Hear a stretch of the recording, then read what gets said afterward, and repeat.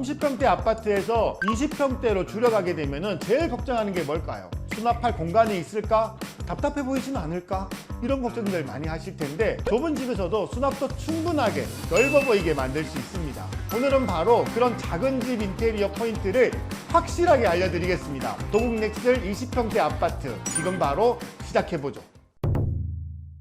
아이를 둔 부모라면 한 번쯤 꿈꾸는 곳이 있죠. 학군지 중에 학군지, 바로 대치동입니다. 서울 아파트 값이 상상을 초월하다 보니까 선택과 집중을 하는 그런 부모님들이 늘어나고 있는 것 같은데, 여기 우리 집도 20평대의 매매가가 자그마치 30억을 육박하는 곳이거든요. 30평대에서 20평대로 줄여서 오셨는데 작은 집이라고 수납도 부족한 채로 꼭 답답하게 그렇게 살아야 할 필요는 없는 거죠. 좁은 집에서도 수납도 충분하게 넓어 보이게 만들 수 있습니다. 좁은 집 넓어 보이는 방법 3가지 알려드리겠습니다. 첫 번째, 좁은 집일수록 가구가 곧 수납입니다. 예를 들어 거실에는 일반 소파 대신 이렇게 데이베드를 넣었는데 편히 앉아서 쉴 수도 있고 또 누워서도 이렇게 쉴 수 있습니다. 하단부는 서랍으로 전체 수납을 짜가지고 수납도 엄청 많이 되죠. 카페나 병원에서 많이 쓰이는 거 보셨을 텐데 요즘은 가정에서도 거실에 이렇게 자주 활용이 됩니다. 또 수납뿐만 아니라 몸도 기대어야 할 수 있기 때문에 하중을 충분히 고려해서 구조적인 것까지 설계를 했습니다. 이 데이베드 앞에는 8인용 식탁을 놓고 아이들과 함께 공부도 하고 TV도 시청할 예정이기 때문에 이런 경우에는 TV 높이라든가 이 데이베드 높이 같은 것들을 충분히 고려해서 설계해야 되는 겁니다. 아이방도 확장을 했는데 날개벽을 철거하지 못하는 그런 집이어서 날개벽이 있는 채로 디자인 마감을 했고, 날개벽 후면 공간은 북박이장으로 자연스럽게 확보를 했습니다. 이런 설계를 할 때는 날개벽이 도드라지지 않게 설계를 하는 게 핵심인 거죠.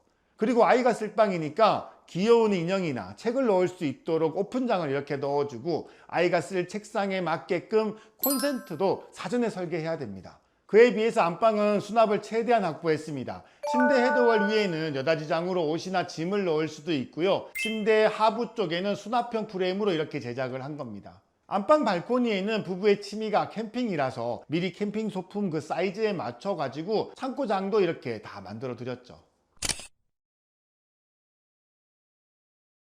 좁은 집 넓게 보이는 방법 2번째, 시각적인 개방감을 주는 겁니다. 라인 정리를 아주 깔끔하게 하는 것도 하나의 방법인 거죠. 예를 들어서 우리 집은 현관에서 딱 들어서면 바로 보이는 이 세면대를 포인트로 두었는데요. 이 세면대를 바라보는 그 시야 안에서 거실 벽면의 이 코너 부분은 라운드를 줘서 부드러운 그런 인상을 주었고요. 주방 벽면에 아일랜드 식탁이 이어질 수 있게끔 라인 정리를 쫙 해드렸죠. 그리고 거실에서 바라봤을 때 주방의 타일 옆면이 좀 보일 것 같아가지고 끝부분을 45도로 목공면과 타일면이 만나도록 그렇게 디테일을 잡았고요. 여기서 끝이 아닙니다. 한 시야에 들어오는 것은 제품 하나에서부터 색깔 하나까지 다 톤업을 맞춰가지고 전체적인 통일감을 이렇게 준 거죠. 예쁘게 보이는 거는 다 그런 이유가 있습니다. 이제 하나씩 자세히 살펴볼까요? 이 집의 디자인 포인트인 이 건식 세면대부터 보죠. 아이가 있는 집에 욕실이 하나밖에 없어서 복도에 이렇게 건식 세면대를 신설해 드린 건데요. 사실 이쪽은 기존에 주방 발코니가 있던 자리였어요. 수도가 없어가지고 세탁수전 쪽에서 배관을 신설해서 이렇게 시공을 한 겁니다. 분배기 이동은 비용도 비용이지만 잘못 건드리면 누수 문제가 생겨서 정말 골치 아파지기 때문에 최대한 건드리지 않는 게 좋은 겁니다. 우리 집도 처음 디자인 시안에서는 이 분배기를 안 건드리는 그런 버전이었는데 기존 분배기가 이 상태도 너무 안 좋고 그리고 위치도 너무 애매한 거예요. 그래서 신규로 다시 시공할 수밖에 없었죠. 이런 공사를 할 때 난방 분배기를 체크하는 것은 굉장히 중요한 그런 포인트인 겁니다. 덕분에 정수기랑 로봇 청소기도 깔끔하게 이렇게 연결하고 위치를 잡을 수 있었고요. 큰 아일랜드와 그리고 이 키 큰 장, 밥솥장, 다이슨 청소기 장까지 들어갈 수 있는 이런 수납들을 완벽하게 디자인했죠.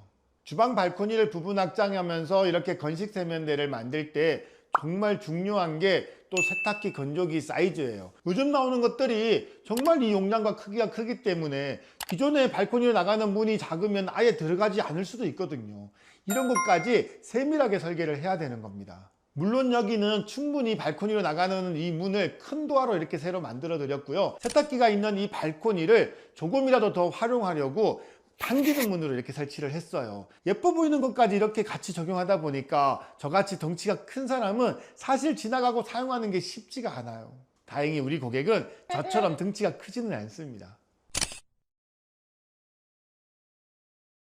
좁은 집 넓어 보이게 만드는 방법 세 번째, IoT를 적용하는 겁니다. 고정된 벽 스위치 이제 필요가 없습니다. 우리 집은 모든 조명과 이 커튼까지도 IoT로 제어가 되고, 가전 역시 삼성 스마트 가전으로 모두 IoT 제어가 가능하게끔 그렇게 설계가 되었죠. 덕분에 우리 집에는 전부 무선 스위치라서 벽에 고정된 이 스위치가 하나도 없어요. 이렇게 하면은 벽면의 시선을 방해하는 것들이 아예 없기 때문에 이 집이 훨씬 더 넓어 보이는 겁니다.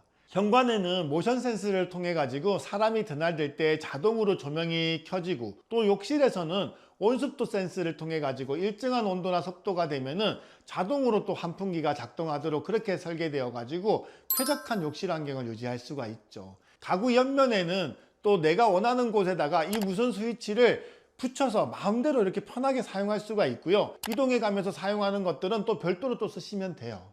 스위치는 원하는 만큼 무한대로 얼마든지 추가해서 사용할 수가 있습니다. 이게 IoT의 매력인 거죠.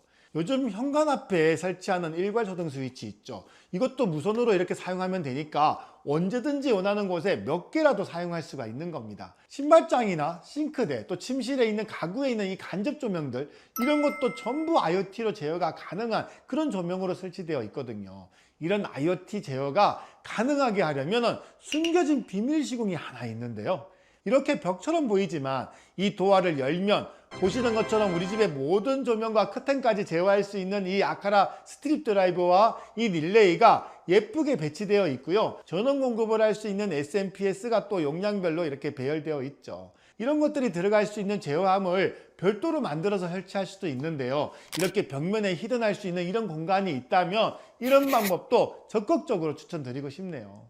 우리 집을 앞으로 스마트하게 유지 관리하려면은 한 곳에 이렇게 집중적으로 이런 것들을 관리하는 게 영구적으로 사용할 수 있는 비결인 겁니다. 내가 원하는 조명의 색상과 조명의 밝기까지 모두 조절이 가능하고요. 구글하고 이걸 연동을 시키면 음성으로도 전부 제어할 수가 있습니다.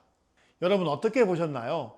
작은 집일수록 이 설계가 더 어렵고 까다롭죠. 공간에 물리적인 한계가 있으니까 넓은 집보다는 따져봐야 할 것들이 더 많아질 수밖에 없는 거예요. 그만큼 중요한 것은 가구 하나, 타일 하나, 디자이너의 그 섬세한 디테일이 정말 중요하겠죠. 언제든지 오렌지블록으로 연락 주시면 자세한 상담 도와드리겠습니다.